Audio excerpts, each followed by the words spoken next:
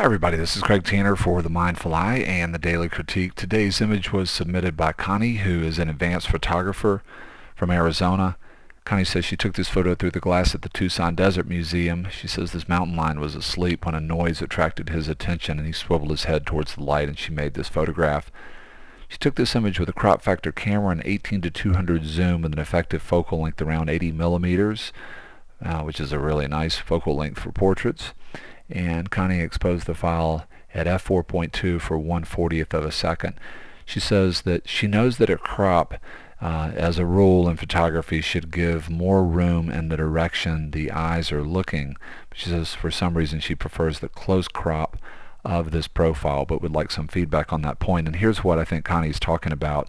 There's a rule in photography that says if there's an implied energy, so let's say that there was somebody that was running through the frame. In this case, it's the implied energy of the eye, a very, very powerful implied energy of looking, that we leave more room in front of this subject that implies motion or visual movement than we would behind. And here Connie sort of has that backwards. She's got less room in front and more room behind. I want to come back and talk about that in a minute. I just wanted to sort of visually try to explain what I think Connie's referencing here.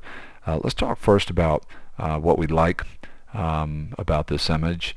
And right away, I love this quality of light that Connie has referenced in the backstory explaining the image.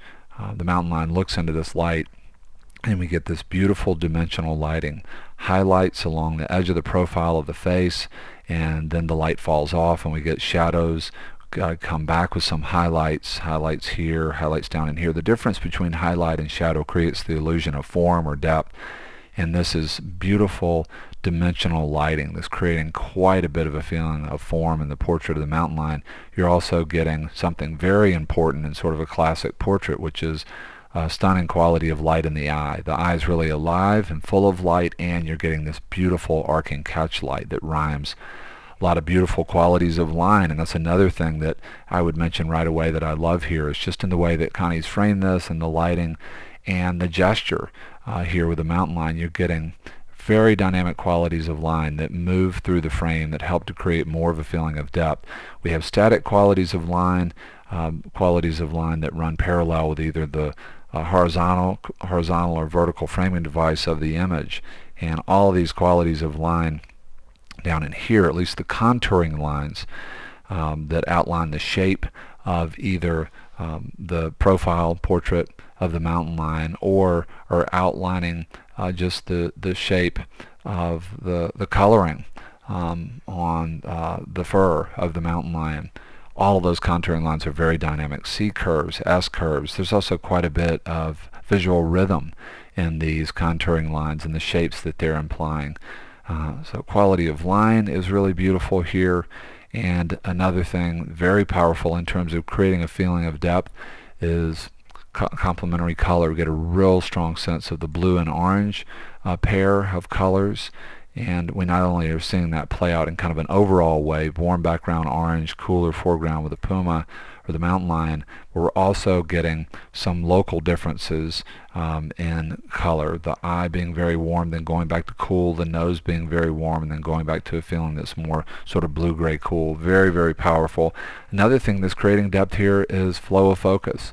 So we've got Connie shooting with a fairly long focal length here and then shooting close to wide open on the lens, and the background seems like it's probably pretty far away, so we have the background soft and then very, very sharp on the eye here, and then focus falling off again here in the foreground, and that's creating quite a bit of depth. There's so many things to love about this image. It's very beautiful and dynamic on a lot of different levels.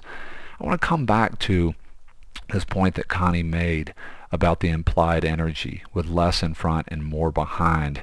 And the main point that I wanted to make in today's critique, if we're talking about a perfect world improvement or variation, is the idea of thinking about angles that are not standard. A standard angle to a portrait subject would mean that if this is the camera and it has this long sort of zoom lens on it, sorry about the horrible diagram of the camera there, and here you are and you're the photographer and here's your subject, let's say it's the mountain lion. The standard approach would be to hold the camera at visual sea level and shoot straight in. but we can also take our camera, particularly in a shot like this where the background doesn't really give us a reference point for horizon, and we could start to either take the camera and tilt it on an arc to the right or to the left and change the orientation of the mountain lion relative to the background. By doing that, we could take the head and slope it more this way. We could take the head and slope it more this way. And when I look at this image, it's not so much my concern about how much room Connie has left in front. It's my concern that the eye is implying movement that is static, that runs straight across the frame. And so many cinephotographers and photographers would say that, and people that talk about design theory relative to photography would say that contouring lines are really important, but it's actually the implied movement of energy or implied movement between subjects that has even more visual power than contouring lines. And for me, I think about taking the eye and rotating the camera so that it's looking up more in the frame and it moves more on a diagonal. I would think about that here because you've already got a strong sense of diagonal movement coming in this direction. And if we could cross-hatch those diagonals, we could tie the image together using the diagonals in a way from a design standpoint that's unified, but at the same time create more of a feeling of tension or dynamic movement. Here's what I'm talking about. If I copy the background layer and just rotate it, we could mimic the idea of taking the camera and moving it towards the left off of visual sea level to change the orientation of the puma's head so that the implied energy of movement coming from the eye is more in this direction. Now it cross-hatches with the ear in this direction. And if we go ahead and crop down now that we've rotated and get rid of some of that negative space at the top, we can sort of imply those diagonals in a way that's even a little bit more dramatic. So something like this.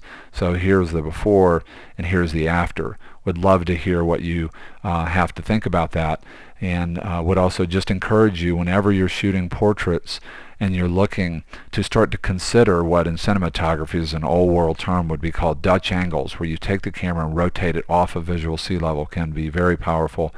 I just made a couple of other adjustments. I made a curves adjustment to just kind of make the feeling of this dramatic side light even more dramatic, and I desaturated the background a little bit. We could continue to push this feeling of the dimensional lighting by just making that more dramatic. I just copied that background a few times, and I might do that to this picture. Again, here's where we started, and here's where we've ended up. Would love to hear your feedback. This is such a beautiful image to begin with. Just want to say a huge thank you to Connie for sharing it with us on The Mindful Eye, and we hope to see you again real soon on The Mindful Eye's Daily Critique. Thanks a lot, everybody.